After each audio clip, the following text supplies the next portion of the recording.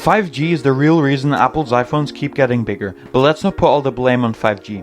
Will they keep getting bigger, more expensive and crazier? Stick to the end to find out and to see Apple's big plan for the iPhone 20. Why do phones get bigger? It's not just the iPhone. Look at the old Nokia and look at the new Nokia. Look at old Samsung and new Samsung.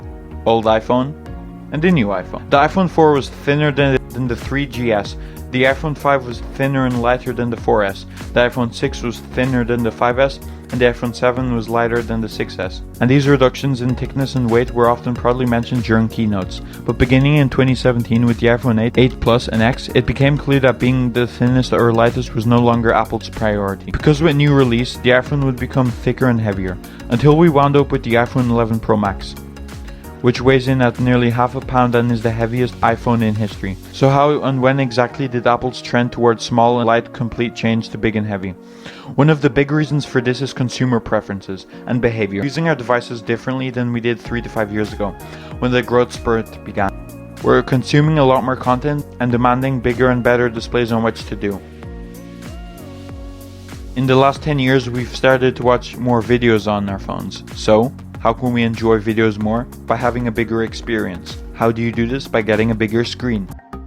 Well, it all started in 2014 with the iPhone 6. You see, for a few years leading up to its introduction, Apple had been under pressure from consumers and competitors to make the iPhone's display larger. In 2011, Samsung had a 4.3-inch display in their Galaxy S2 and a 5.3-inch display in their Galaxy Note. While Apple was still using a 3.5-inch in their iPhone 4S, so a year later in 2012, Apple did cave to the pressure a bit by upgrading the iPhone 5 to a 4-inch display. Well, in 2014, their decision became clear with the introduction of the iPhone 6 and 6 Plus, which featured the largest display ever at 4.7 and 5.5 inches. According to noted analyst Ming-Chi Kao, Apple will sell an iPhone with a 6.7-inch screen for less than $900 in 2022. Here's an answer from Quora which answers this question pretty good. Here's the trouble. People tend to expect smaller phones to be cheaper. Apple could make the SE for not too much because it was fundamentally an iPhone 5 5S with an updated processor and whatnot. All the new models, in particular the ones that are all displays, are larger, so making smaller one would mean a truly new product.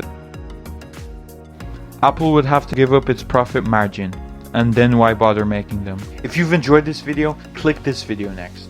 Or if you're feeling creative, click this next.